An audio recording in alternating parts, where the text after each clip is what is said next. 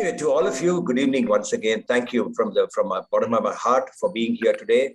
It's a special day. We have heard in the past, generally we have heard in the past, water users talking about how they have adopted water solutions. In the last 9 months, we have heard many of them speak about it. But those water solutions they adopted after builders had handed over the apartment or hotels or whatever. The builders had not thought it fit to install green features that could have saved water or saved energy or managed their waste better. So why did the builders not do it? That's another question that we all have to think about as consumers here at the WOW platform. In the last year, we have seen IGBC itself shifting the conversation dramatically by saying, let us go beyond platinum rating. Let's go at net zero energy rating that was launched last year. This year, we are launching net zero water rating. Now, many builders continue to not heed all these warnings of the future on the water crisis, particularly on the water crisis, and then, of course, on the energy crisis also.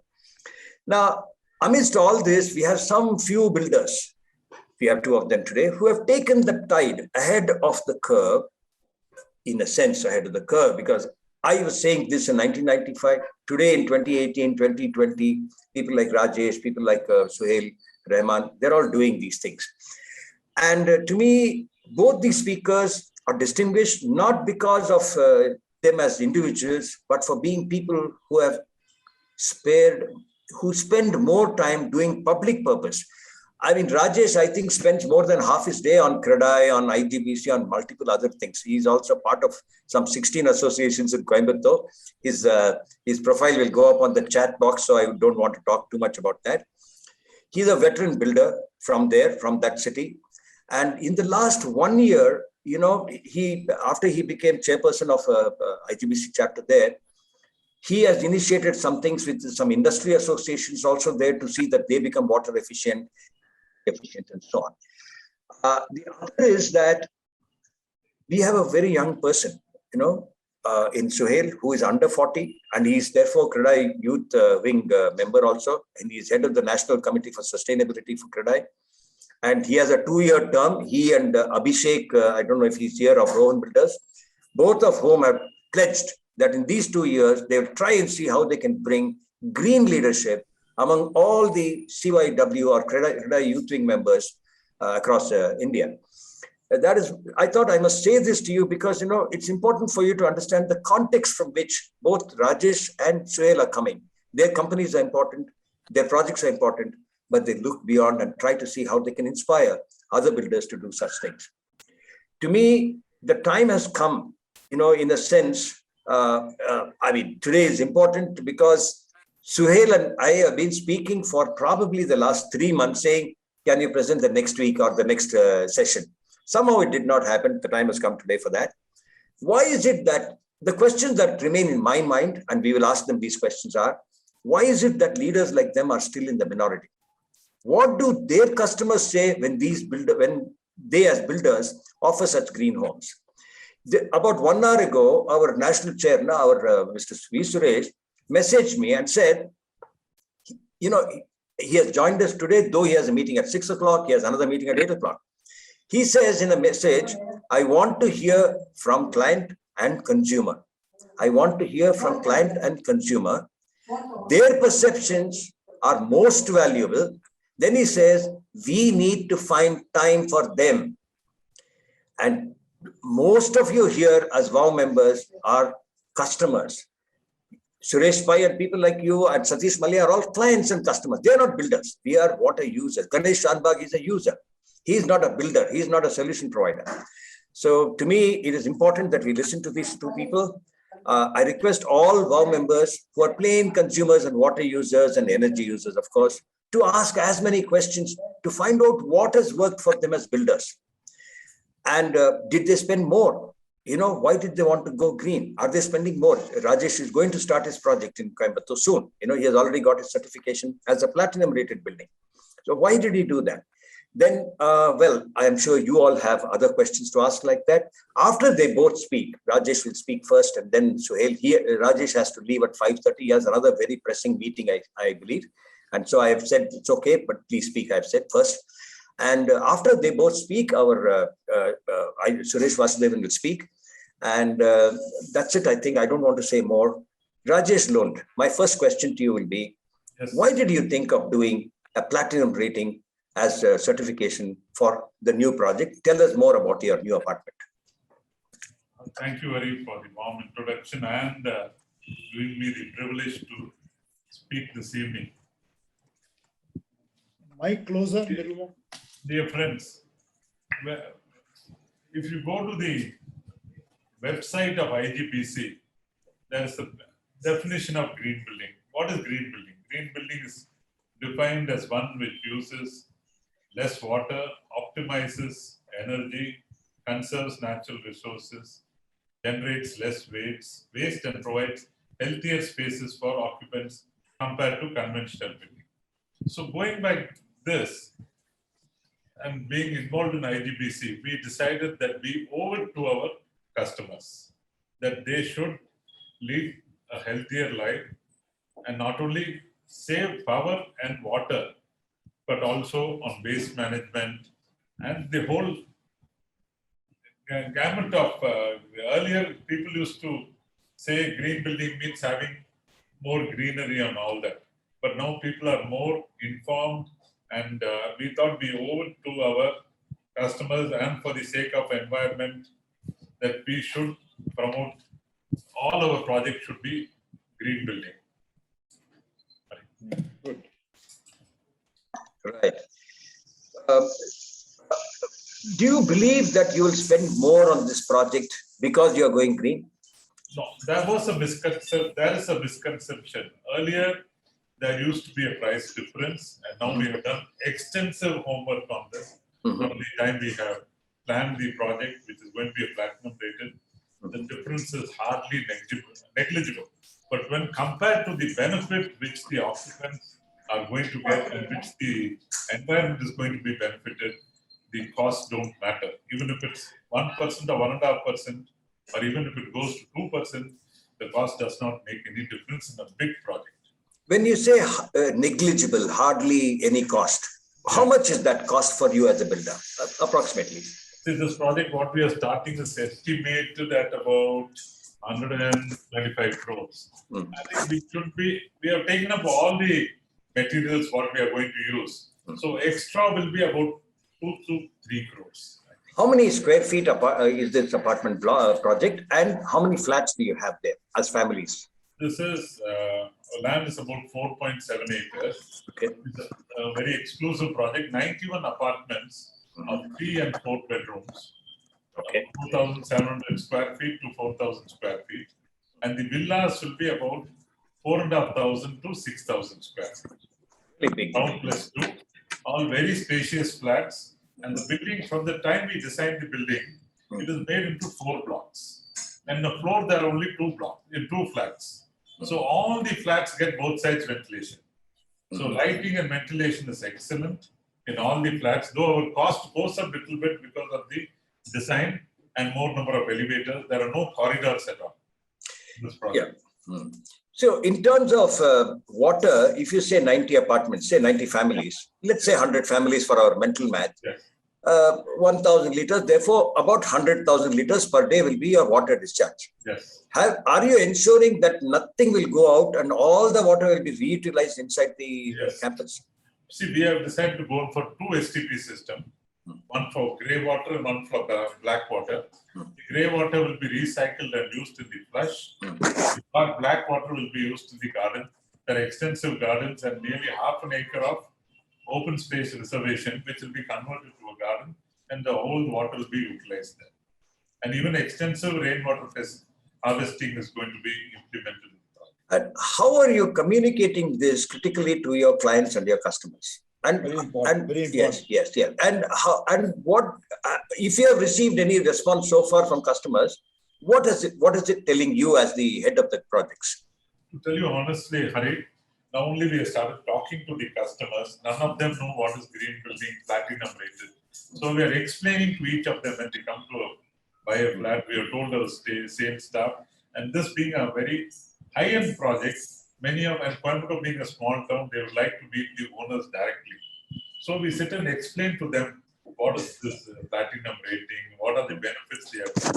and all are very positive and receptive to this. They say they appreciate that we are doing this for their benefit. See, we don't get anything. We are going to spend extra, and we explain it to the customers. See, you are going to be the beneficiary. And then they have slowly started appreciating. You're understanding that because they are richer families, that they will spend more water, or will they spend the same amount of water as some poorer people will do, middle class people? Now the awareness is coming. Earlier, say, all our buildings we are given RO plants. Coimbatore, water, some TDS levels are very high. Right. So we have told them that so much water is going waste, and why we should go for this water harvesting and use less water. Now, many of the buildings where we have had awareness sessions, where they don't have, where they are not rated also, but all are slowly becoming aware that we have to conserve water and energy. We have today with us Raj Rajaram from Chicago and Dr. Tata, who is also from those parts. Yes. Both have been truly water champions. Dr. Tata is about 82 or so. Our Dr. Raj Rajaram is about in his mid-70s now.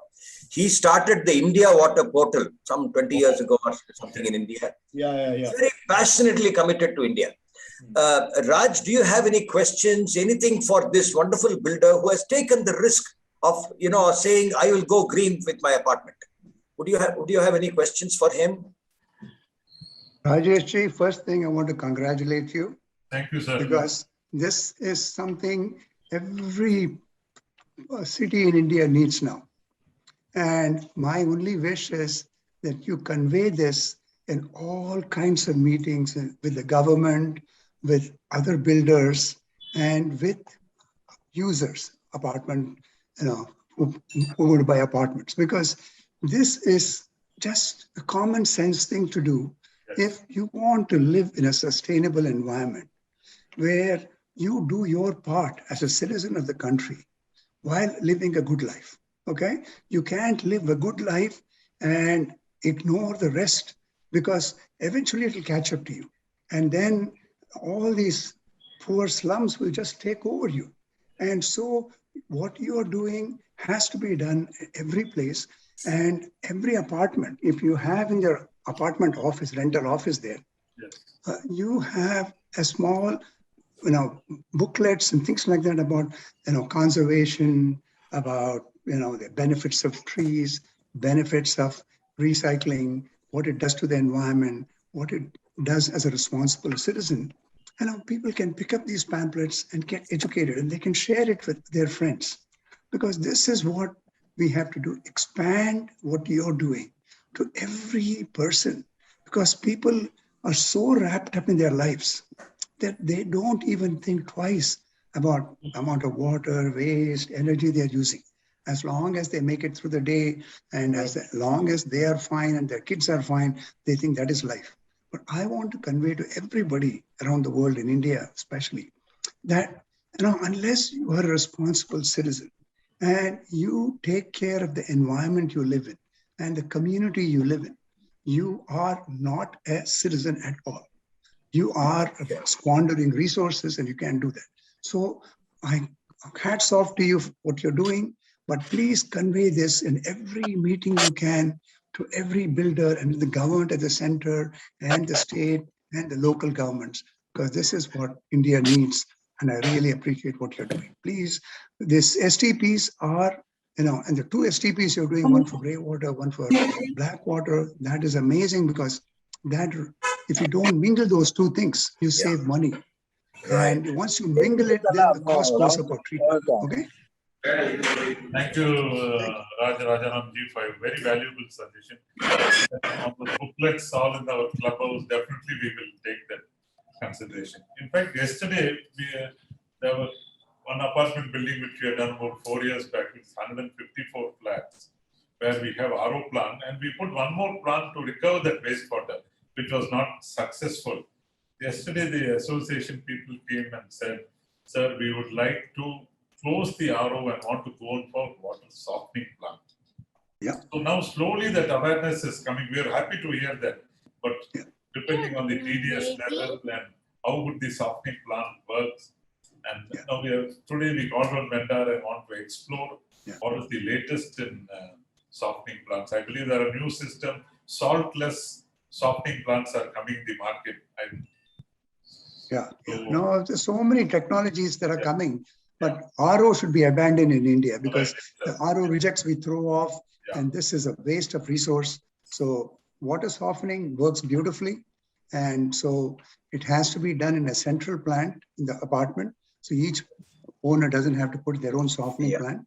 You put a softening plant and send the soft water to them. They're all happy. Actually, Raj, let me step in here. Just now, another colleague of another WOW member has also added. Rajesh, if you did a softener also, what happens is the softener reject water. Yes. Is worse than having RO reject water. Oh, okay. Tomorrow or day after, I will talk to you separately about this, and I'll tell you what the risk is of putting a softener plant. However, you will then say, okay, what is the solution? We will give you a solution also for that. I'll suggest some things to you. I want let me tell you, Sureshji, Raj Rajaram is such a humble person. He has known Sam Pitroda for the last, say, 30, 35 years. In fact, Sam came up with an idea of some kind of a portal, systems for various things. One of the ideas that Raj Rajaram picked up on his own was on water. That was in 2003 or 4. Would you want to tell us about that story, Raj, so that others can be inspired by what you did for the water portal? No, I was in the Pravasi Bharat Divas in Mumbai in 2005. And Sam Pitroda is a fellow alumni of mine from Illinois Institute of Technology. And so I told him I want to do a special panel on volunteerism and water. So he says, fine, I'll organize that. Then at the end of the session, he says, all of you people attending, and most of the people were saying how difficult it is to get water in villages and the quality of water and all that. So at the end of the session, he says, right in the entrance to this hall is my friend Raj, and he tells me he's the water expert he wants. And I've been talking to the government about different knowledge portals, and he's going to start a water portal. Just to announce that in front of everybody there. Yeah. So I said, Sam, I'm sitting in Chicago. You want me to start an India water portal? So he says, Raj, you're interested? Do it. Tell me what resources you need. I'll get it from the government. So I put together a proposal for about 50, 60 lakhs to get data gathering and a platform where all this data can be put in and shared. And I want it for the common man, not for some researcher somewhere. So common man was about rainwater harvesting, water pollution, all that stuff. So then as I was pondering that, I was on another board where one person said, Raj, do you know that there is an organization called Argyam in Bangalore, started by Rohini Nilekani? And their mission is clean water and sanitation for everyone in India. Why don't you talk to them? Here is her phone number. So I called up Rohini and she says, Raj, government doesn't have to spend one penny. We will take over the responsibility of putting the whole platform together. I will staff it, I will run it, maintain it. So I said, that is fantastic, but I don't know where to start. So we had a conference call. Prakasham Garu was also there with me in Sam's office. And we had Rohini and Nandan Nilekani and a few people, Vishwanath and others from Bangalore. And we laid out the elements of how it should be. And then they said, okay, give us a year. In the meanwhile, guide us. So I told them where to get the data from state pollution control boards, central, how they can collect all the data. And within a year, they conducted a conference of all the people working on water, the pioneers in water in Bangalore. And today, then the ideas came, and then the water portal was launched in 2007 by Manmohan Singh. And interestingly, if you went to the India Water Portal site, Rajesh, to you also I'm saying, yes. They are saying their mission target is by 2023, they want to reach 300 million people with safe, clean water access. 1/4 of India, every fourth Indian they want to reach. Now, by 2023, WOW is setting another target of saying we must reach 10,000 crore liters of saving, or 100 billion liters, if Crore is not comfortable for some of you, by 2023. Today, we have not reached any large numbers. We are probably at about 300, 400 crore liters, thanks to some effort that we get. What is happening to WOW is that more than the actual target, the quantifiable target that we set, we are bringing in great deal of leaders, thanks to Raj, thanks to Niranjan, thanks to Sam Papu, and many others like that. We have today wonderful sets of leaders who are joining this mission to see that we are able to propagate, infect with this kind of enthusiasm, many youngsters to take it up. Dr. Tata is here, who is about 82 years. He left India in 1960. But as they say, the distance between the head and the heart is probably the longest. And, 14 inches, but it's the longest distance in the world. And Dr. Tata's heart lies in India all the time. He comes from Vizianagaram. Yesterday, I was talking to him for about 45 minutes. And Rajesh, he was saying that he has been doing these small systems for water treatment. Dr. Tata, can you offer some insights to leaders like Rajesh Lund? Rajesh is from Coimbatore, as you must have heard when you joined.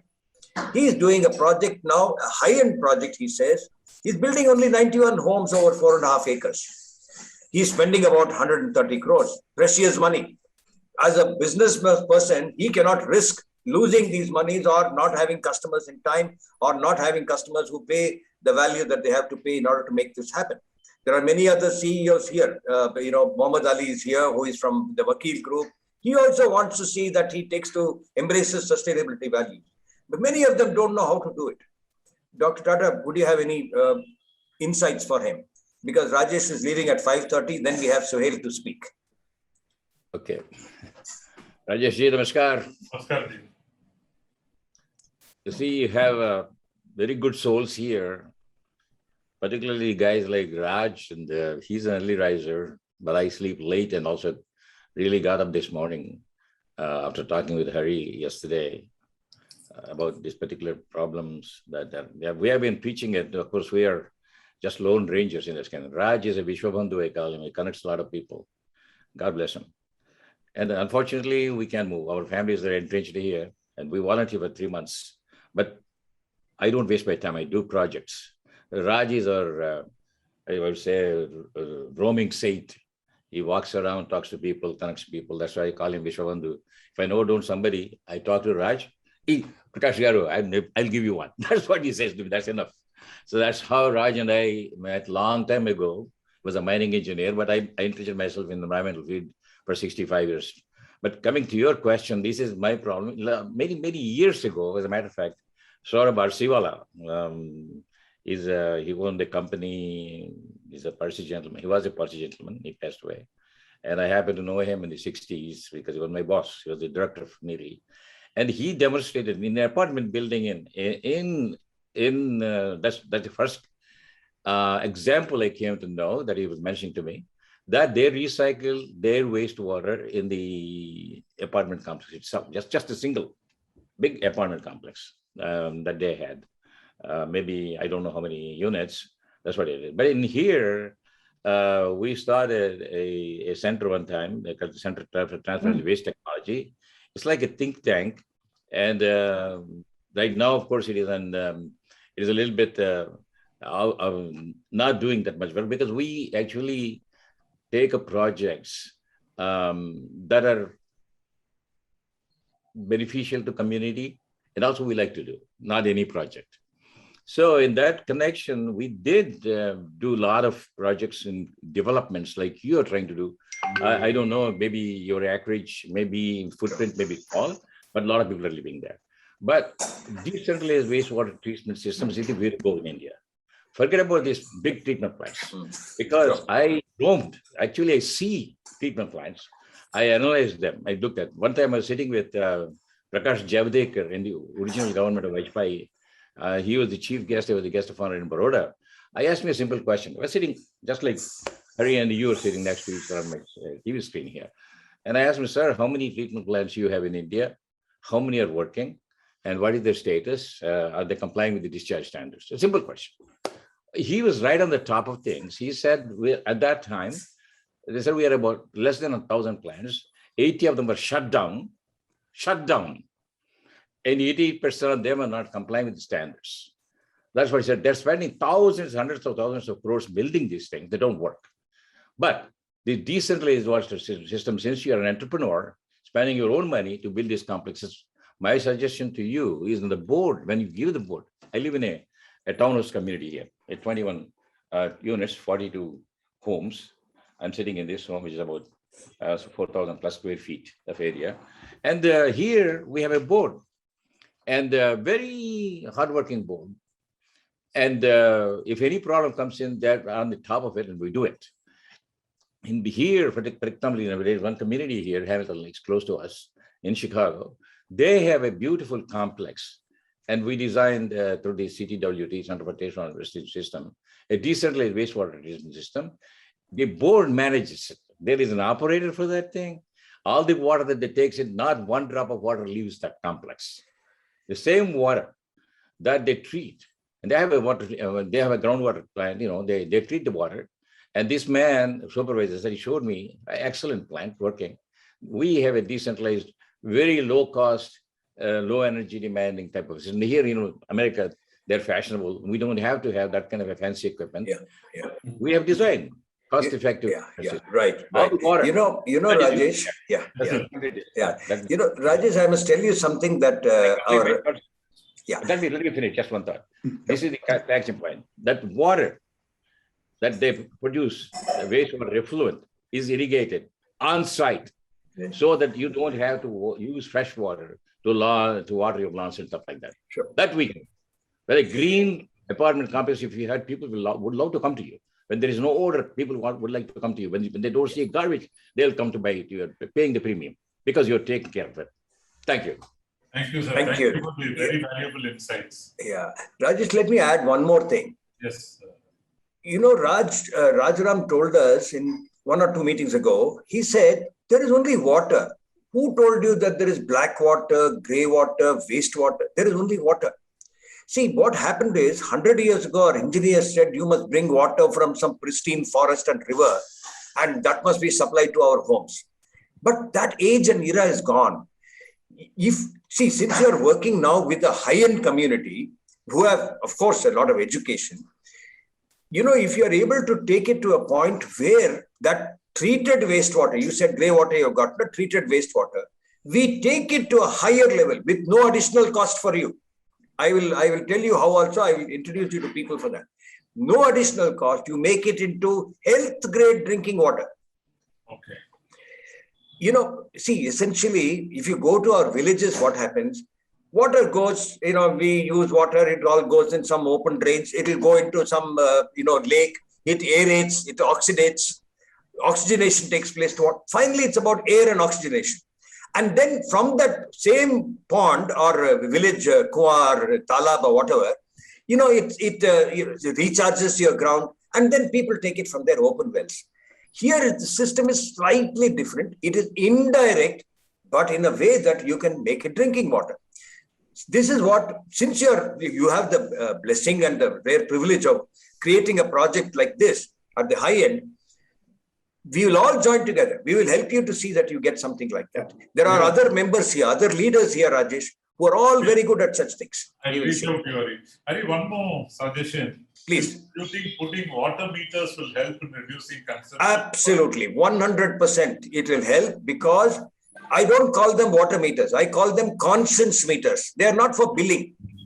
Yes, not for billing. Simple ideas where in a home, in the 4 washrooms or whatever you'll have, we'll have to put meters to gently tell them at the end of it, sir, this is what you have spent as water for the day or for the month. Not to say, why have you spent so much? No. And like they say, you know this as a leader yourself. If you know how to measure, you know how to monitor, you know how to manage better. That will happen. Your time is up, 5:32. If you have the time, we'll be delighted to have you. I told you yesterday, I have to. Absolutely. Thank you very much. Absolutely. All the best. Thank you and congratulations. Suresh ji is here. His blessings are also important for you as IGBC chair. Everybody's blessings. Thank you. Thank you. Suhail Rahman. Suhail is, I embarrass Suhail by telling you first that He's so embarrassingly self-effacing that, to get him to talk about the good work he has done itself is a big challenge for me. So I persuaded him to talk about all the work he has done, honest and straight. Suhail Rahman, your turn now. We'll listen to you. Yeah. Thank you, sir. So I have a presentation. I'll just pull that up. Please. Yes. Yeah. Suhail Rahman's profile is coming up on the chat box. You can all read it. Yeah. Is my screen visible? Yes. Yeah, so Dr. Hariharan has sort of been talking to me for the past 3 months to sort of show how I've been able to get a higher price for my product and stuff. So I thought I'll just run you through the case study of my project, which I did in North Bangalore. So a little bit of background of my green building journey. So the one in Tanisandra is my second green building, and the first one I did was Asset Aura way back in 2014. And that was sort of a green building afterthought. At inception, it was not a green building. And we decided to make it green along the way with the push from marketing team that we need a differentiator. And that's how I got initiated into green buildings and IGBC and the whole works. We had to do a lot of reworks, etc. But end of the day, we achieved a platinum rating with about 81 points out of 100. That's the background, and we had a lot of learnings from there. So with that equipment, and we had a simple brief for the new project in North Bangalore. We told the guys that we want a platinum rating, we want a deep dive into the water life cycle, and we wanted a reputed architect to enhance the look and feel of the project. These were the 3 simple briefs that we had when we set out on the drawing board. So with that, our water interventions, I will skip through all the process, just the water interventions I'll run through. So we reduced the freshwater demand by implementing low flow aerators as well as dual flushing. We also separated gray and black and treated each of them separately. The treated gray water was subjected to an 8-stage treatment process to extract potable water from it. And I'll just show you a water life cycle after this. To explain the process, we have IoT-based water metering from VGOT, which just as Dr. Hari was saying, what gets measured gets saved. And today people... Well, we lost you there. Yeah, so as just as... Yeah, we lost you there. You have to repeat yourself. Yeah, so just as Dr. Hari was saying that what gets measured gets saved. And so we have IoT-based water meters for measuring water at every toilet in every house and the kitchen. And it comes on an app. We also have your standard things like deep bore recharge wells, rainwater harvesting, all of these things. I'll just run you through my water cycle. So we have a gray water cycle. So the gray water is shower, basin, utility. We take it through a STP. And then there is a plant gravel filter, which has these plants which absorb some of these nutrients that they want. After which we take it to a pressure sand filter, activated carbon filter. We have a hypochlorite dosing. Then we have RO, we have UV, and then we have ozonizer.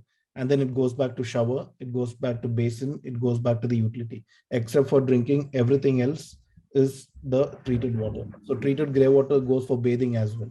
So human contact itself is happening here. And this has been running for the last 1 month now in this project, and there's been no complaints from any residents. This is a gray water recycling. The black water recycling, a similar process. The only thing that's missing here is RO. So we have everything except RO over here. We have an ozonizer in this as well, just to ensure that there is no odor in the water. So we use the recycled water for flushing as well as irrigation. This is the black water recycling. In terms of energy interventions, so we have completely LED powered common area lighting. It is also controlled by motion sensors as well as timers to ensure minimal usage. Am I audible? You're audible. Sorry. Yeah. So we have high SRI paints on the roof as well as external walls to reduce the heat island effect. We have high performance glass on windows to ensure cooling requirements are less. We have UPVC windows that help sound and heat insulation. We have a 20 kilowatt on-grid solar plant, which sells power to the BESCOM. The picture is there on your right side. We have 6 kilowatts of windmills for common area lighting. Gearless elevators saves power.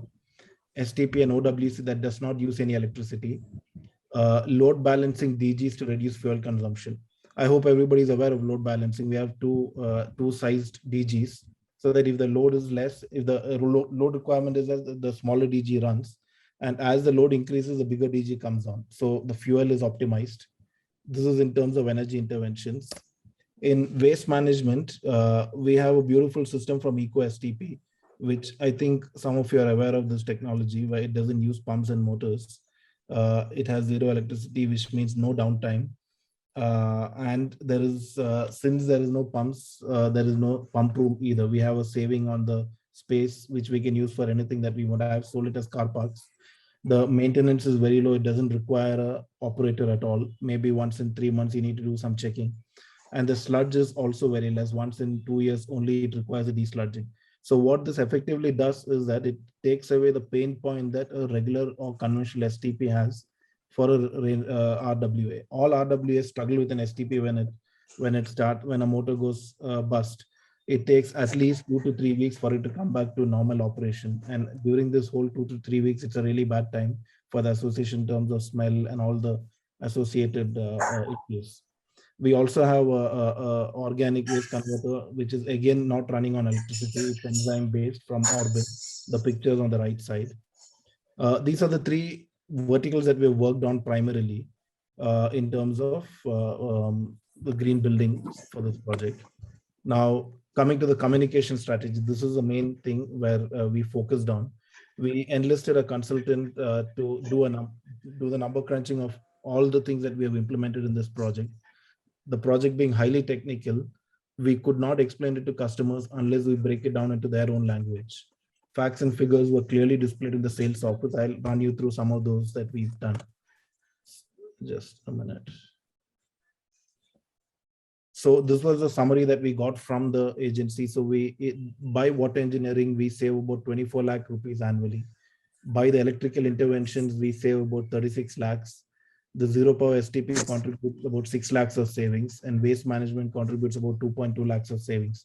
The entire bucket is about 67.8 lakhs, contributing about 52,000 rupees per apartment per annum. We also had some savings in carbon footprint, embodied carbon reduction, etc. All of this were communications that was loud and clear on our marketing offices and sales offices, so that customers don't miss out any of these communications. To break down how we had the water savings, so all the interventions saved us about 25.2 million liters of water. And to make the scale of it understandable to customers, it was about 4,200 water tankers, or the equivalent of 1 month of water requirement of Tumkur city. That is what this community saves every year. We were successful in reducing the freshwater requirement by about 65%. And the various heads of savings are shown here. So the aerators and dual flushing contributed about 12 million liters, rainwater harvesting of about 6 lakh liters annually. Advanced grey water treatment. This is the grey water utilized for, except for consumption, everything else saves about 8.4 million liters. And recycling sewage saves about 4.3 million liters annually. In in electricity, we save about 3 lakh units of electricity. And it contributes about 233 tons of carbon savings annually. Now, the breakup of the heads where we save in electricity are in water recycling. We save about 35,000 units of electricity. This is because of EcoSTP not consuming electricity. GLS elevators save about 12,000 units. Is it too much numbers, or should I skip this? No, perfect. Go on. Okay. So solar panels and windmills contribute about 30,000 units of electricity every year. LED lights save about 13,000 units. The power-free STP saves about 33,000 units. Sensors and timers save about 10,000 units annually. 5-star rated pumps and motors saves 13,000 units. The biggest saving is coming in the high performance glass, about 1,65,000 units annually. Massive saving. And we have, I'll talk about this a little later. We have actually demonstrated the saving by the DG performance. The power-free OWC saves about 4,500 units annually. So this is a breakup of the electricity savings. And in waste, we ensure that 50 tons of wet waste is not sent to landfills. 7 tons of compost is produced annually. 20 tons of recyclable dry waste is generated annually. And there is associated carbon savings. Then to tie it all together, these are all the this is what turned it into say upper middle class home or a luxury. So these are the brands that we use for the projects, Kohler, Somani, Kajaria, etc., etc. Yes. So coming to the marketing campaign, so we had to package this entire thing in a way that customer understood it. And in real estate, basically, what we have seen in marketing is that it's all about who gives a better financial package. Everybody's forgotten about the product in real estate. It's all 1, 2B, 3 BHK homes. Nobody talks about the product anymore. It's about all the best sort of deals that is there in the market. So we focused on simply on the differentiators that we have in the product. And also to add some things, to build trust and bring accountability, we promised delivery 15 months ahead of RERA timelines. We placed a countdown timer on the website from this promise date so that customers worldwide could see when is our delivery date. We had live feed of construction on the website during the construction phase. All of our approvals and OCs were uploaded on our website. All of this was to lend a sense of credibility and to just show our values and ethics to the people. So I'll just show you snapshots of that. So this was our website. If you see on the bottom left corner is the countdown timer, and the top right corner is a live feed, which if you click, it would have shown them the feed during the construction phase. This is my document section on my website where all of my approvals, all of my bank documents, everything is uploaded on the website. Anybody can go online, check it up, but they don't need to come to me for legal documentation. These were some of the ads that we did. So if you notice, none of it talks about any financial deals. It's all about the offerings that we had in terms of windmills or in terms of water sustainability. We had a vertical garden in the project. Those were all the focus points of all our communications. This is again something about energy conservation. And then again, windmills, water. Now, at the bottom of this page, you can see some write-up about RERA, etc. This is again where we sort of gave transparency to the whole process, where we mentioned our approval numbers, approval date, when is our expected date of possession, when is our expected date of OC. All of this was there in every single ad that we put in the paper. Now, just to touch upon the awards and recognitions, the biggest recognition that we got was being featured as a case study in a United Nations paper that was presented in Brazil. It was on building communities for change in a megacity, where Coival Northern Star was taken as a case study for them to evaluate whether commercial interventions were possible in the water life cycle. And that was a great honor for us to be featured in that report. We were presented the Platinum Award. We got about 90 out of 100 points, making it one of the greenest buildings in Karnataka.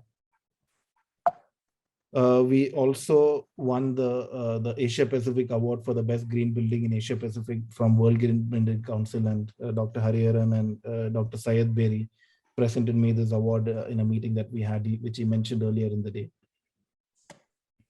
Now, how did we unlock the potential? There is a short video over here, which I will play after I show the remaining slides. If there is time, I'll show you the video. Now, we were at the right place at the right time.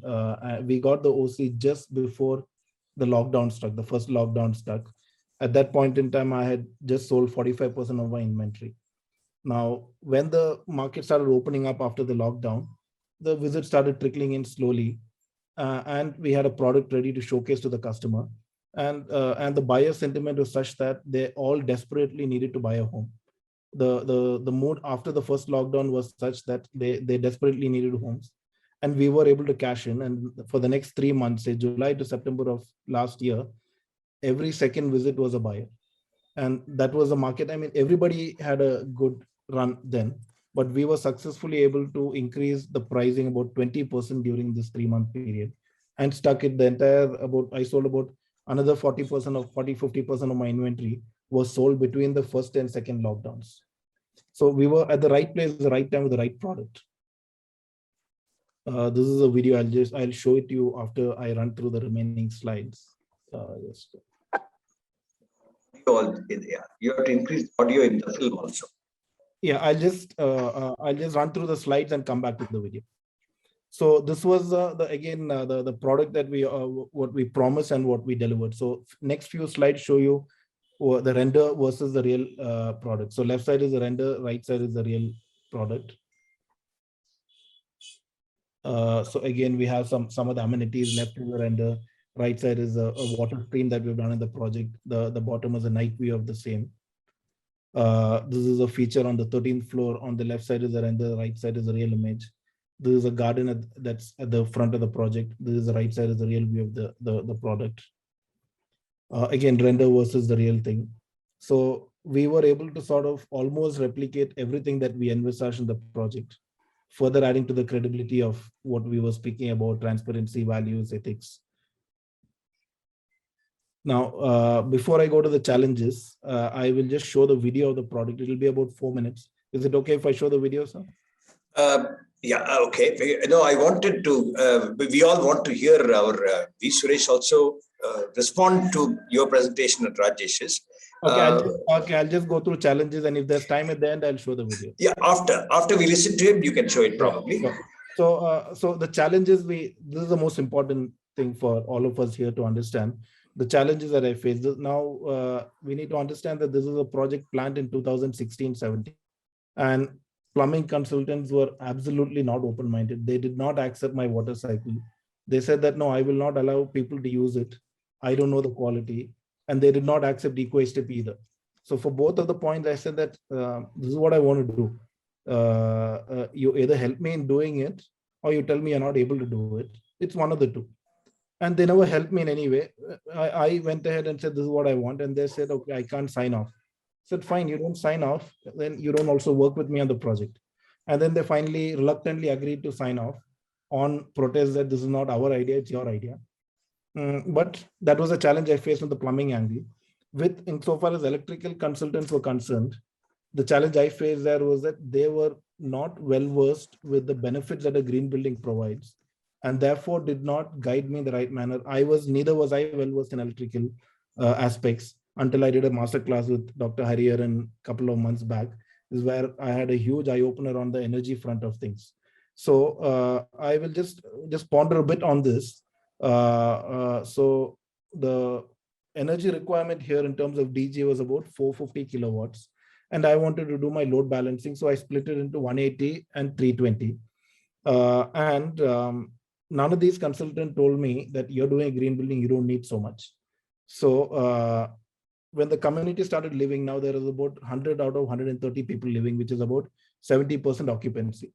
Now at 70% occupancy at full load, my 180 kilowatt DG is the only one that's working. The 320 DG has never come on so far. Even if it goes, I've done some basic measurements. The 180 is also working at below 100 only. Even if it goes 100% occupancy, I don't foresee the 320 coming on. So it's a complete waste of investment. And I was able to figure this out only because I split up the thing. If there was a good consultant, I might have replanned accordingly and saved not just myself as well as running money for the consumers as well. The other challenge is that customers are not really looking for green building today in this market, at least in Bangalore, that's what I see. But I saw Pranati on the call. I understand that in Maharashtra, people actually ask for green buildings, but it's not the case in many other states. People are still trying to understand what green buildings are. These are the challenges that we face per se. Let me just see if there's something else. Yeah, that's it, sir. So this is what I say, where there is a will, there is always a way. So as builders, we are in a position of strength to dictate how a community lives. Now you as a forum are struggling to make RWS understand. But if builders are conscious about these things, RWS don't have to worry. We give them a blueprint. It's left to them to follow. But then our conscience is clear that we're giving them the blueprint to live that way. That's my bit, sir. So I'm open to questions now. Very inspiring. Just one comment, Hari. Just only one comment. Yes, yes, please. This is fantastic, Suhail. I really thank your leadership in this area, and I want more young leaders like you all over India. Absolutely. One thing is this water that you treated through your gray and black water STPs, you go through UV, ozonation, everything. It's Have an you tested it for drinking? Do they meet drinking water standards? It does No, meet. they don't. They do meet, sir. I have done potability tests, and it meets Yeah. drinking water. But then Because once you do all that, it should How are the customers responding to it? Are you able to I'm give it not to giving them? it for drinking, just because of the mental blockage. But I'm giving it for everything except drinking. So bathing. But also once you educate them on that, they're on board with that the also will be accepted. Yeah. drinking. Yes, that's where we eventually. I mean, I keep telling them 15 years back, nobody knew about waste management within your community. 10 years later, government will say you have to drink your own sewage. So, Suhail, before we invite our Sureshji to speak, I'll ask you a question. Your current customers, 100 of them are living there. If tomorrow you start another apartment project, will they recommend people to you? Definitely.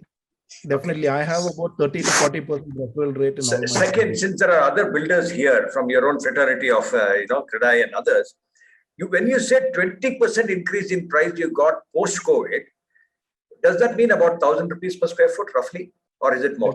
Between 1,200 to 1,500. That's what I wanted to hear. That's massive.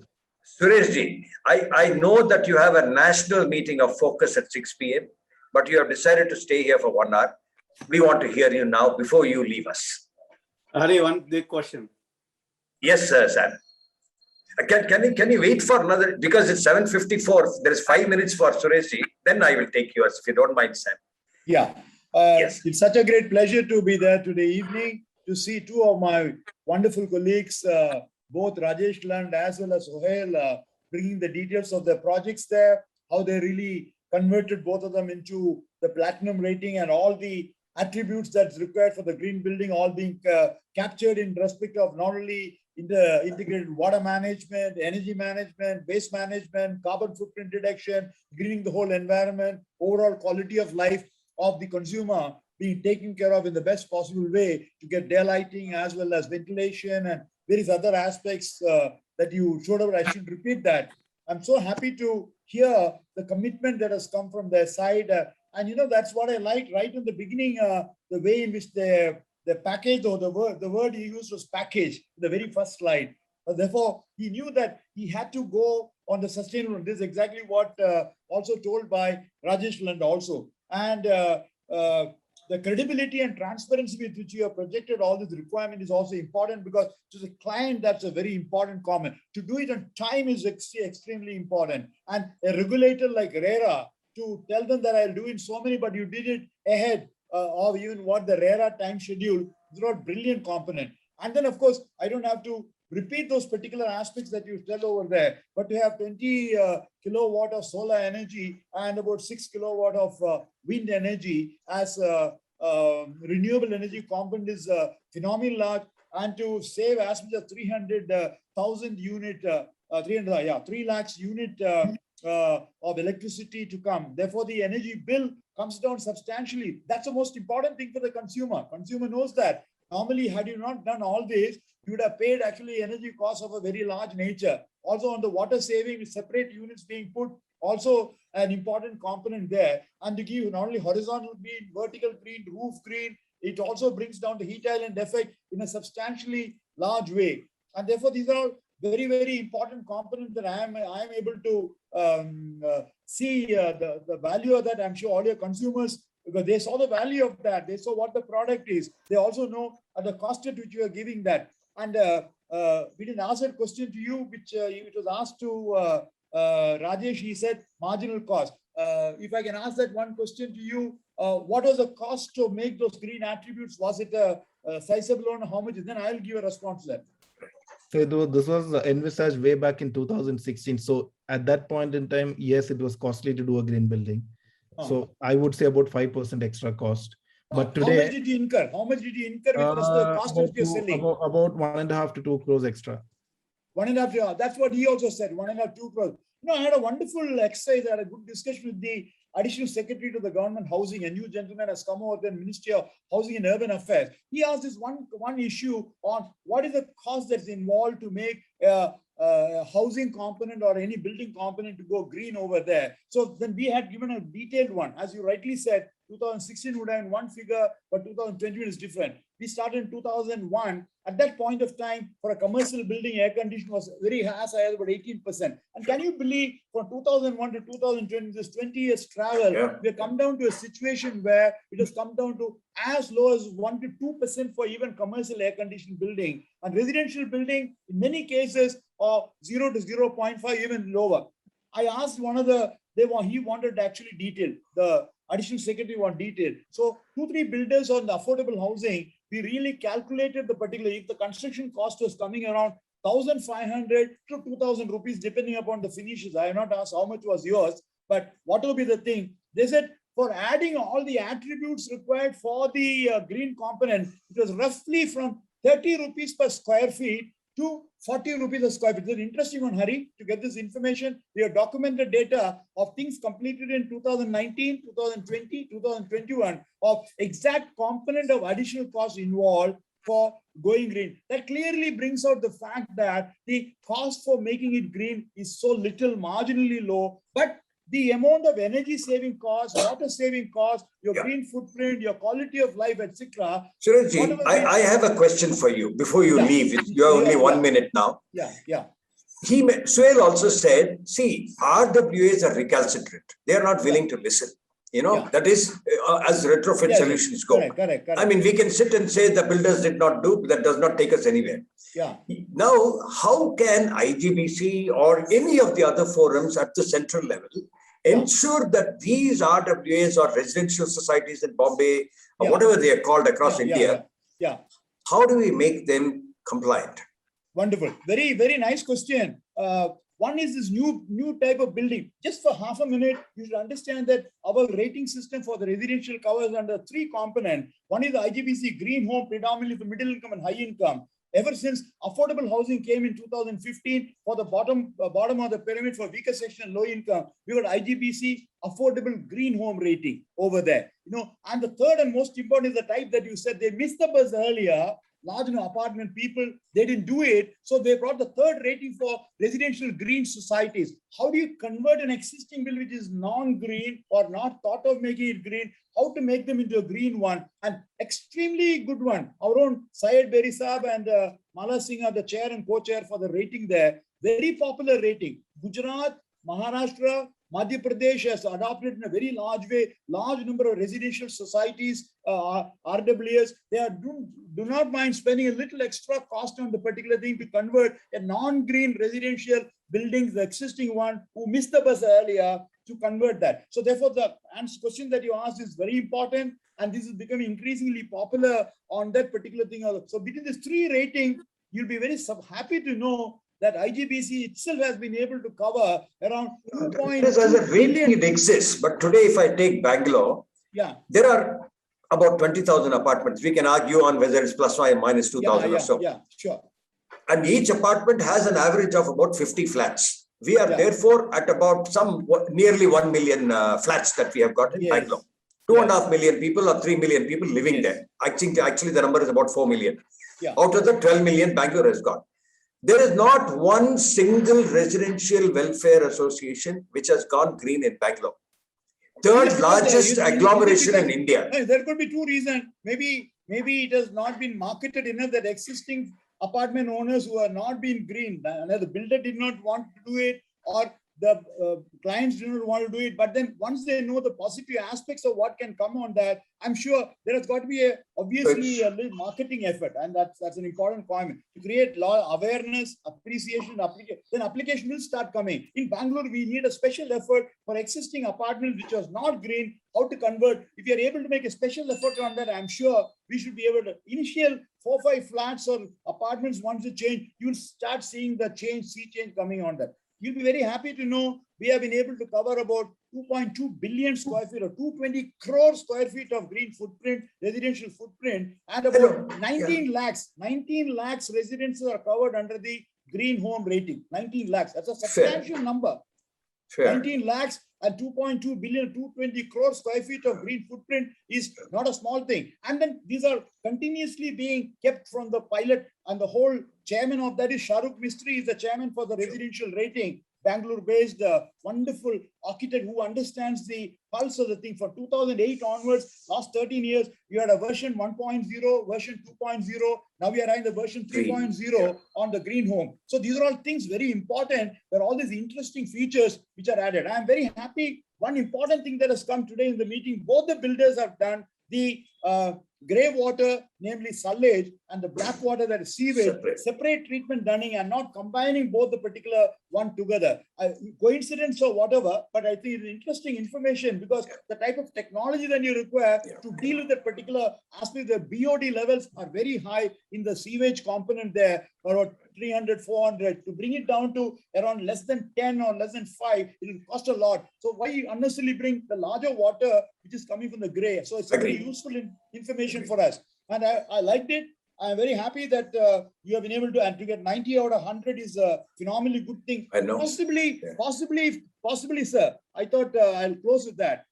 We got Crore brought a wonderful document only yesterday. They brought all the states, whatever incentives are being made available for that. If you're able to get a 15% additional FAR for a That platinum paper is rated building, written by my and a 10% for a gold, and a 5% for, like other states have done. Crore found that Karnataka has still not given it. So the day you give that particular thing, you'll understand it's a sudden turnover coming. For example, all the affordable housing in the whole of Gurgaon, as well as in Maharashtra, as well as Gujarat, they're able to, because their incentives have already come. Karnataka government has still not decided to on this incentive component over there. How to incentivize green building in a large way? It can be a good message that can go across for making the change. We had progress on that. So we had a meeting with PCB last week, and they're very keen to propose this to the government of Karnataka. They formed a green building committee in PCB. They have seen our pollution control board. Yes. Okay, but you know, the secretary housing, the principal secretary housing and urban development is the right level, not environment forest, but they are the one giving the regulators in the building regulations to deal with that. So work is on. For example, push through PCB is easier than push through Crore, because PCB what is can be done is, since we are in Karnataka has got 4 chapters of IGBC, the Bangalore chapter, Mysore chapter, you have the Mangalore chapter, and Belagavi chapter, representing all parts there. All put together should have pressure on this particular thing for giving the green incentive.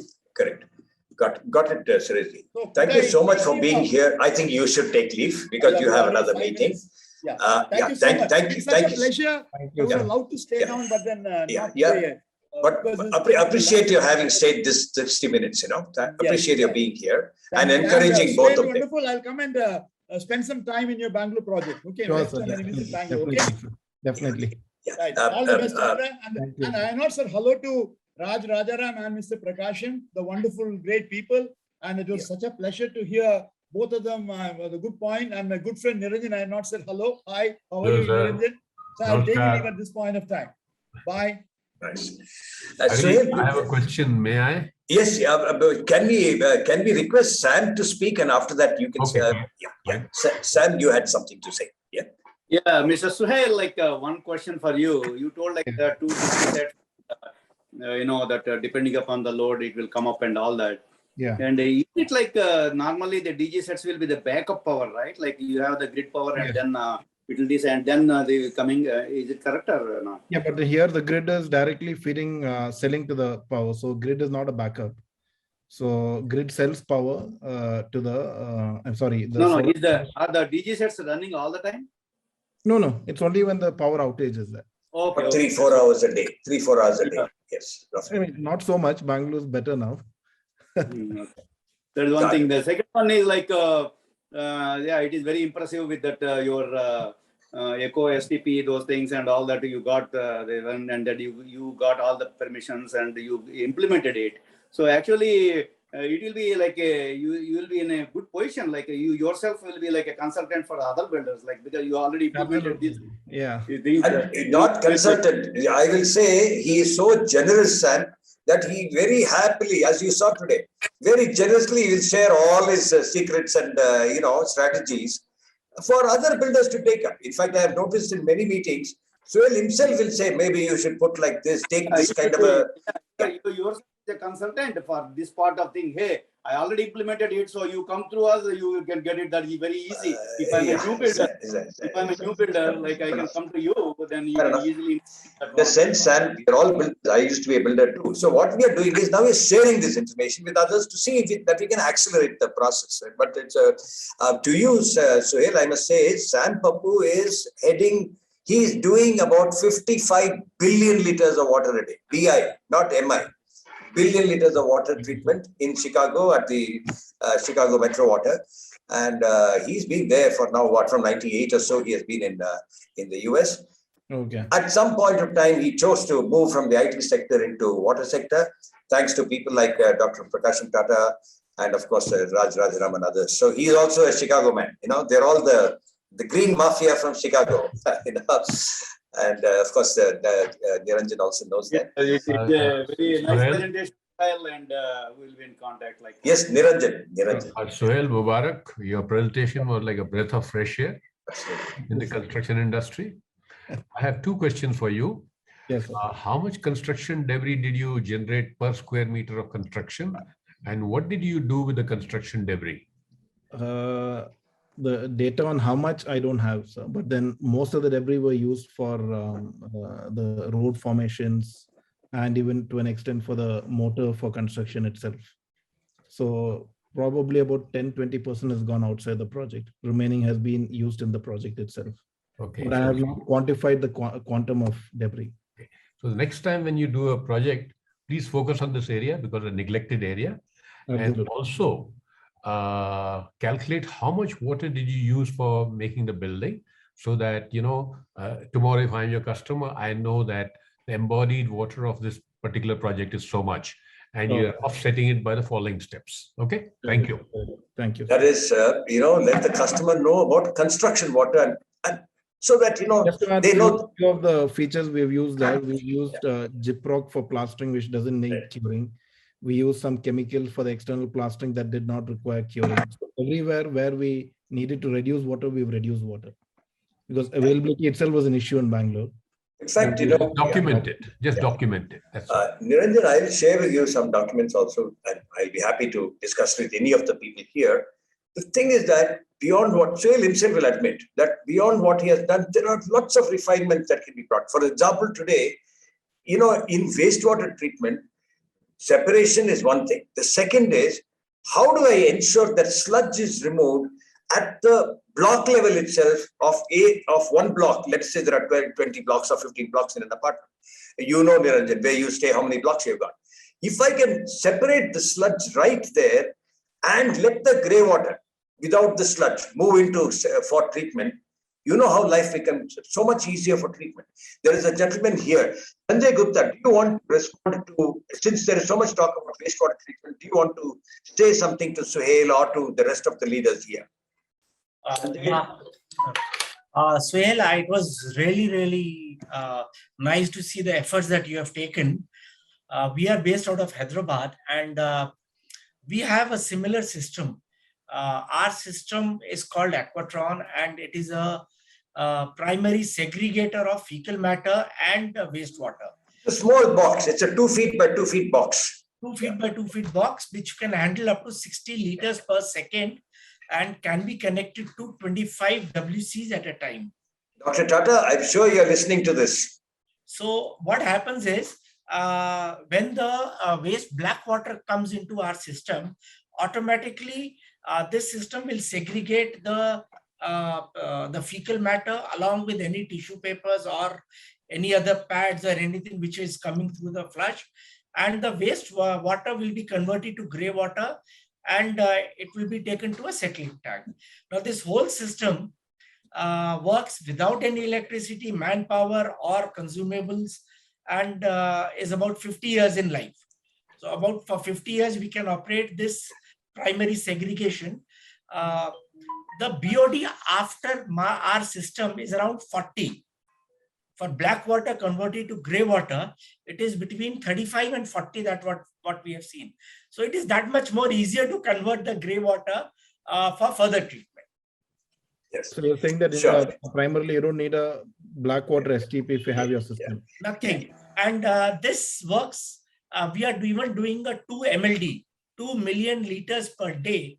That is in plant is in planning stage. We can connect offline and discuss further. Right. Dr. Tata, Yes. you wanted to say something. Dr. Tata, you raised hand. Actually, I must congratulate Suhail, for his wonderful presentation. Yeah. People talk about green buildings. This gentleman has done it. That's one thing. And we have one guy from our Chicago Mafia here, Chetan Kale. I see that he's a lead AP type of a guy. He's a great, one of my student also at IIT, an adjunct professor. Yes. Maybe he can make some comments on that. Lovely. And Suhailji, you saved 25.2 million liters of water per day. Is that per day? Correct. 2.5 crore in a year. 2.5 crore liters. Yeah. What is the daily consumption of water that you supply to these? So the original demand was 0.1, so 10 lakh liters of water. Sorry, 100,000 liters was the demand per day. Okay. I reduced that down to about 35 to 40,000 liters a day.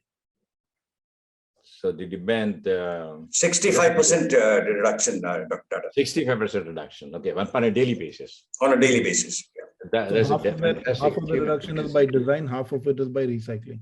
Yeah, we talk about conservation. This is a good example. That is here. The customer does not have to conserve water at all. You can spend whatever you want to spend.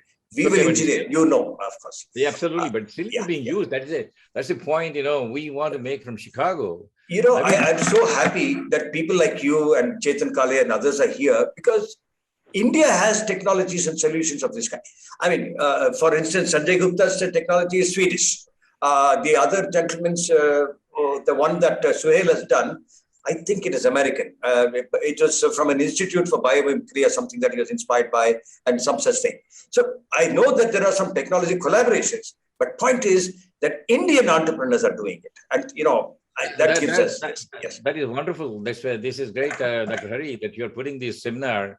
Yes. And I'm ignorant about these things, what's happening. As Sanjay ji, I'm going to visit Hyderabad in January. I would like to meet with you. Yeah. If you can put your telephone number in the chat box. I will enable the meetings. Not a problem. Yeah, please. Ganesh Sanbab, you had wanted to make a comment. Why don't you ask Suhail yourself? Ganesh? Yeah. So Suhail, this is probably the third time I'm listening to you, and every time I listen to you, I get a new sense of life. I'm living in an area where a new set of tribe is building. Because as Dr. Hariharan knows, right, I have been sitting at meetings with builders who are from the Harappa and Mohenjo-daro times, right? They don't want to adapt to all these things, and nothing comes in, right? And you are the new generation of builders, and your tribe should grow. And take my congratulations. You have done a really great job, right? So I have put up a suggestion to you. Basically, nowadays I'm working with biofuels, right? So the point, you are a green building, right? There should not be fossil fuels. Right. So your DGs, whatever you do, see, I come from the networking background. If you see my t-shirt, right, it is still having a Golden Gate Bridge, Cisco, right? We also do load balancers for balancing the networks, right? Even if one load balancer goes for a toss, entire India network goes down. That's how the things are. So load balancing DGs are perfect, but are they sustainable?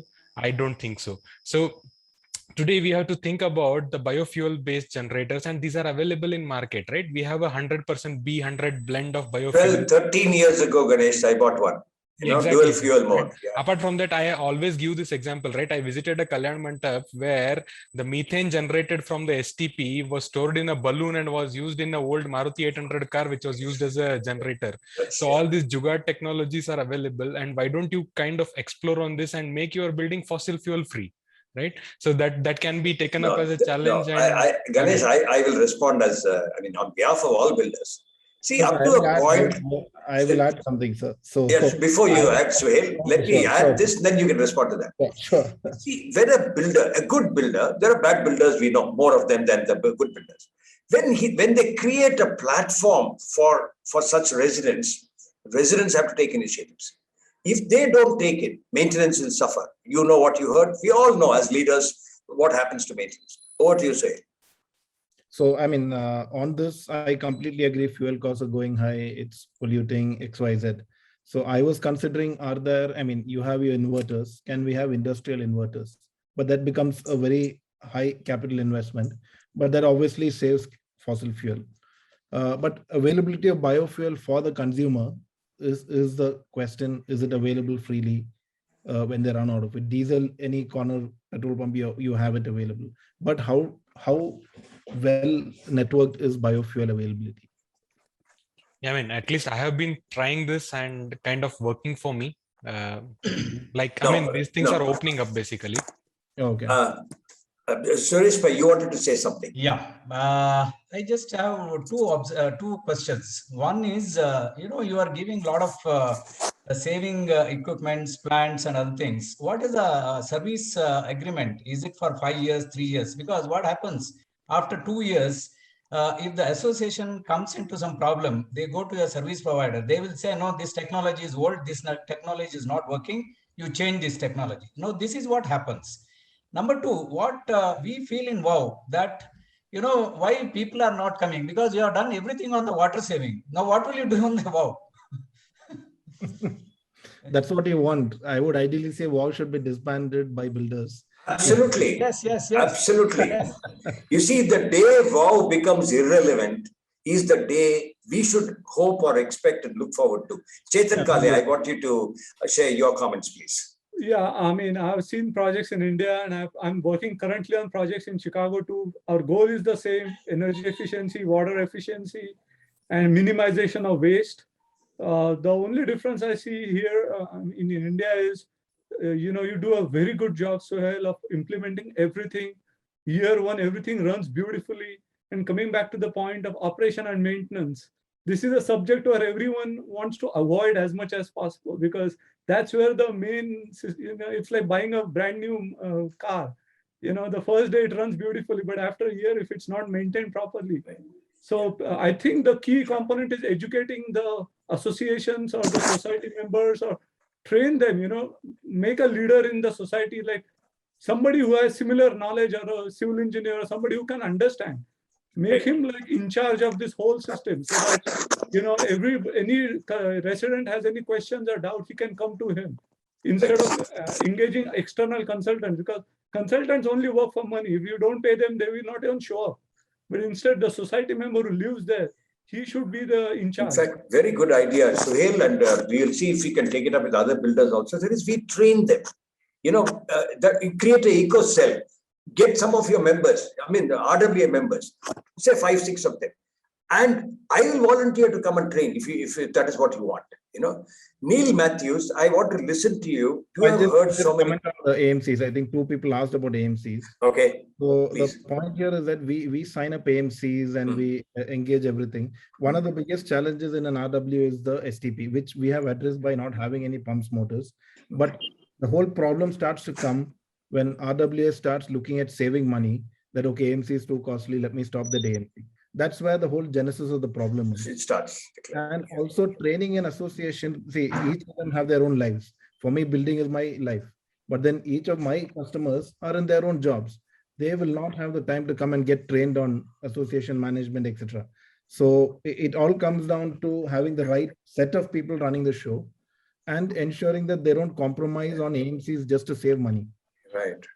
Agreed. So, point taken. It's a holistic teaching that you don't compromise on your services. You're going to suffer in the long run. Yeah. Neil Matthews, your views, please. I have a 2-3 input. One is, I think whenever a building is starting the planning itself, they should first think about where the water storage will be, and they should build that water storage in upfront and try to collect the flowing water, filter it, and try to use it for construction. That way, the water dependency on other resources will considerably reduce. So the first thing they have to construct is the water tanks of the full capacity. And towards the end, probably they can once again do a washing and do a coating and use it for the regular water storage. Yes, correct. Okay. Second thing is there has to be a plan for the garbage which is generated, or the concrete waste which is generated right from the beginning, so that it has to be used instead of washing and going and throwing it into somewhere else. that even what Suhail was telling, like 10-20% also to be reduced. If possible, they should absorb some of the outside debris into the filling and all those things. Again, earlier planning is required. Another thing is what I see is that if you go to the solid brick making plants, too much of groundwater is being poured out, and once the water falls on the bricks, that simply flows out. It is not even collected and refilled. It flows and flows. It is because those guys who are in charge, they are just turning it on the pump. And if you think about a massive construction, the amount of water wasted because of the bricks used. Absolutely, absolutely. So these 3 points I request everybody to attend. Wonderful, thank you. Vijay Raj, since you talked about construction water, you know the plan that you have given for one building project, some maybe 1 year, 6 months, 8 months ago. And you know that if the cost that they are incurring for the rainwater harvest system, for the surface water collection, will be recovered by them during the time of the construction itself. Vijay, can you explain that as to how construction water can come from rainwater harvest? What Neil Matthews was talking about? Vijay? Okay, I think he's missing. Anyone else who wants to say? It's already 6:23. Very wonderful session. Thank you for so many leaders being present here and for Suhail's responses. Dr. Tata, do you want to add anything at this point of time? Dr.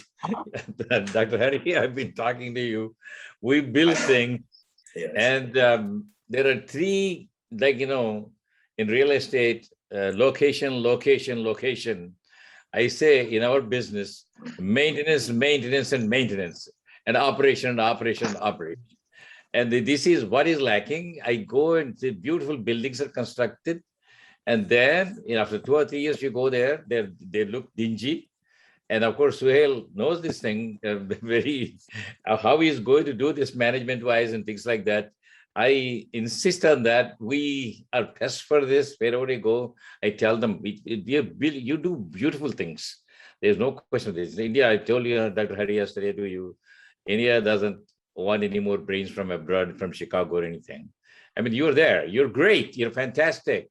But one thing is you do the job. A lot of the people do the job. They make their money and they're out of it. That's it. And there's no continuation. And that's the thing. And of course, as you say, this awareness is building up. And I'm sure in 5-6 years, when the maturity comes in, the same people will be asked to maintain the building. So they have to develop an M&O department, in my opinion. But start slow, just like you're building these cool buildings.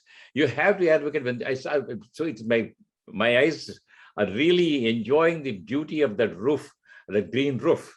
How many builders are building green roofs? Huh? It also cools. It reduces the electric consumption. And we advocate that here in roof building. Our Chicago City office has that, mayor's office has the roof building, green building to demonstrate. So congratulations to Suhail and the other builders who are thinking like this. I think, Dr. Hari, you have to bring more of these guys to these forums. Yes, and then punch, man. You have a great talent to do that. I appreciate that. We'll bring them. Thank you. You're being very gracious. Let me also take the liberty, Suhail will not mind. He is now on the verge, inshallah, God willing and all that. He is now ready to start a project of 198 flats, which he says will be affordable in the south of Bangalore. And, like I said, God willing, he will be soon starting it, maybe in the next 8 to 3 months. Dr. Hari, for your information, I have a niece who is an architect in Bangalore. Okay, yes, you told me. Beautiful. And I'm going to connect to him, and I'm telling her, when you design buildings next time, think about greening. I'm telling her, so I'll connect her with him and see what we can do. Okay. Oh, sure, we'll do that. Wonderful having all of you. Anyone else who wants to speak, say anything at all before I ask Ushakini to wind the session. Anyone who wants to speak? No. Hi, hello. Yes, Saket. Yes, Saket. Before Saket speaks, let me tell you, he had something called collective.in, a fantastic consultant on some of the green policies and directions for India. He works with the ECBC, he works with the BW and so on. He's Dr. Tata, he's from Urbana-Champaign. He did his doctorate there. Over to you. Yeah, over to you, Saket.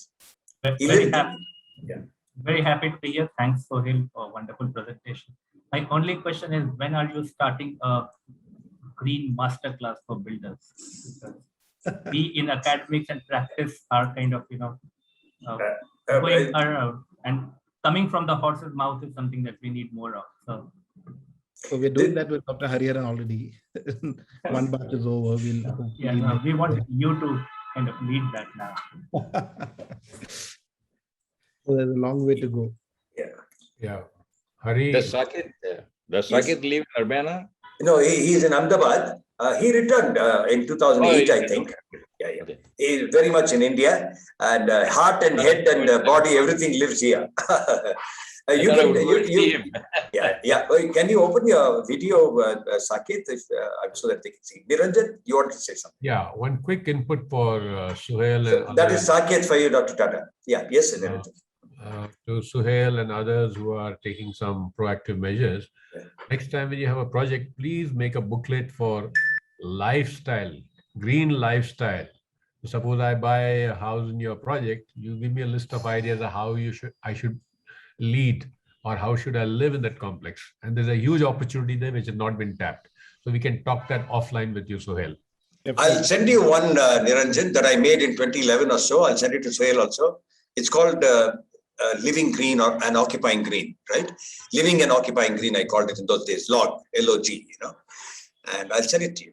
And this can be used by, see, like Suhail is saying, see, we have to help people like Suhail. His problem is today, they don't have that. RWA members are saying, it's not my business to maintain. You do what you like, Anyway, it's a good thought to sort of pause upon. Ushakini. 1,000 crore liters seemed a very big number. And now we are talking about disbanding. Wow. I know. If we can help it, yes. If we have more, young, yes, with the wisdom of the old, of course, because I'm seeing that all over, but young, positive thinking, long-term thinking builders, green builders like Sohail and many others, why aren't there many more such builders? That's my I keep wondering. And is there at all a downside to going green? Is there something like that which puts off people apart from mindset?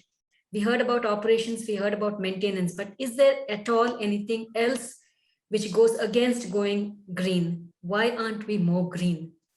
That's all I can ask. Let me also share with some of the seniors here that Dr. Saket Saraf has invited Suhail and couple of more builders or whatever to work on a project. Can you very briefly, in let's say 30 seconds, talk about that, Saket, if you don't mind? Yeah. We are right now conceiving a project called Grid Interactive Buildings, where buildings are not outside the grid as mere consumers, but they are part of the grid and looking at the whole thing as a single organism, where the building and the grid talk to each other and understand when there's a load shed, when there is surplus renewable, can we reduce the peak, can we shed the peak, can we shift our loads in a very interactive manner, so that collectively the grid is much more affordable, much more reliable, and especially for affordable housing community, it pays off a lot of energy needs.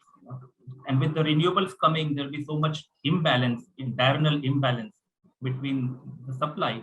So a grid interactive building can help kind of balance that supply and reduce the overall cost of supply. Yeah, to those of you in the US, what has happened is now Ambani's alone have announced that in the next 4 years that they will have 500 GW. Today's generating capacity in India is only 370 GW. Our solar renewable capacity is 100 GW. And one Ambani is talking about 500 GW. That means that in the solar hours of 10 a.m. to 3 p.m., all the power will come into the grid. That is what Saket is talking about. How do we make it grid interactive, and how do we avoid instability in the grid? Okay, it's 6:32. I can't thank you enough, Dr. Tata. Raj has left and Chetan is still here. Chetan always says that you are his mentor, Dr. Tata. So it's nice to have Sam Papu also all through today. 60 minutes, Sam Papu has stayed all through today. And I know, I think he is in his office in Chicago Metro. Is that right, Sam? You have a day off today, Hari. Oh, okay. I tell you what, next time you talk to your friend Raj, you chain him to the chair over there. Absolutely. He runs around from meeting to meeting. I want to tell him, this is Prakash Tata told me. I'll do that. You are not going to quit my meeting. You're going to sit there. I'll tell him that. I'll tell him that. Yeah. And Because Vijay Raj. all the time that I have to run. Where are you running, man? Come on, sit down and listen to Hari. Right. Absolutely. Vijay, Shivanand Prabhu, thank you for being here. Suresh Prakash, I know you came in a little late, but you've been here. Jivita, I'm very glad that you came in today. You know what this meeting is about. We will talk Monday or some such thing. Saket, you know how I embarrass you sometimes by saying all these good and nice things. But point is that you sent that mail today. How precise. This is the kind of thinking from academia that we need, which is relevant to industry. Otherwise, business is not willing to listen. People like Suhail are constantly, they have to think about money constantly. His next project, I know, is costing him something like 27, 28 crores of construction cost alone. So where is he going to, and the cost of funds in India. It's not like the US where you can get funds at 2% or 1%. Here we pay 12 to 15%, sometimes 20% we pay here in India. So the question of cost is a very, very, it's like a Damocles sword sitting on every promoter's head. So I never blame. I used to be like that. People would come from Australia and in the first 2 minutes I asked them, so what is the cost? One guy turned around and said, you have not even heard my technology. You already want to know cost. But that's how we have to work here, given our high, our costs are high. And yet we have champions like Suhail. Dr. Tata, I take your suggestion. Every third meeting or so of WOW, we will have 2 champion builders like Suhail Rahman, like Rajesh Lund, who will come in and share their experience of how they are taking this decision to move ahead. People like Sanjay Gupta are all part of the service support, ancillary support for the building industry. They're doing some fantastic work. All this have to come together. It'll happen. Quick comment. Yes. This October 18th to 20th, we have WEFTEC in Chicago. Last year, it was all in, the virtual only. This is the world's #1 water show. Yes. What I do is like myself, Dr. Tata is being inducted to the WEF fellow also. And our WWM chairperson, Commissioner Mariana, she got an award as a public official award. So we all will be there, and Chetan Kale will be there, and a lot of our WWM people will be there. What I do is like the WEFTEC program, I will share with you and Usha, whoever I have the email. What you can do is there you have got like the complete vendors list there who are all participating. It is like a world's largest water show. So if you guys are like interested in 1 or 2 technologies that can specifically tell back to us, because we will be there in the show all the 3 days. So the WEF president is also our keynote speaker last time, Dr. Lynn Broders. So we are all moving around. So if you are interested in 1 or 2 technologies specifically, or 1 or 2 vendors, you let us know. We'll specifically go there and then talk to them and then get you connected to that one. It is a very unique opportunity because it happens like once in Chicago, the alternate year in the New Orleans. So just for your information. Wonderful. To the rest of you, I must tell you that WWM, you must please check out waterandwastemanagement.org. It is one word, waterandwastemanagement.org. Sam Papu leads it. There is another gentleman also who has been spearheading some issues and some things with more time on his hands. His name is Bhaskar. And this event, October 18 to 20, in fact, some of these officers from Bangalore Water Supply Board and a few other institutions are also going to Chicago, I think, for this meeting. Dr. Tata is our co-chair. He is our founder. Of course, absolutely. He motivated us because 2015 onwards we are doing we thought we have to do it in a big way, and we tried to form this organization. Absolutely. So yes, right. Great, wonderful. Thank you for that note, Sam. Thanks a lot to all of you. Yeah, we will. Great meeting. Thank you. Keep up the good work, guys. You're doing good. Thank you, Chetan. Thank you.